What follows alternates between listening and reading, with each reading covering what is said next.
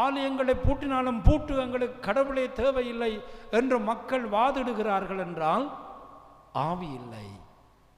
ஆவி இல்லை என்றால் மனித சிந்தனைகள் தான் வளரும். ஆவி ஞானம் என்கின்ற கொடையை கொடுப்பார். ஆவி இல்லை என்றால் மனித ஞானம் பிரித்து கொண்டே போகும். பல இடங்களிலே இன்றைக்கு ஆலயங்களை பூட்டப்படுகின்றக்கு வருவதற்கு அடிப்படை காரணம் நாங்கள் உலர்ந்த எலும்புகளாக மாறிவிட்டோம்.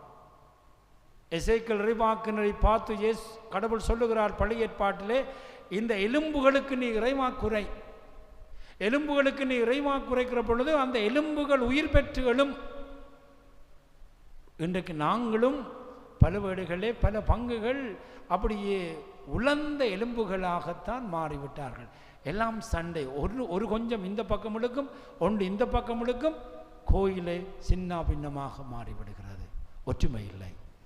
ஆனால் இங்கே பார்க்கிறோம், பரிசுத்த ஆவியார் வந்த பொழுது எல்லா இடங்களிலும் இந்த யூதர்கள் ஒன்று கூடினார்கள். அவர்கள் தங்களுடைய மொழிகளிலே பேசினார்கள். ஒவ்வொருவரும் தந்த மொழிகளிலே புரிந்து கொண்டார்கள்.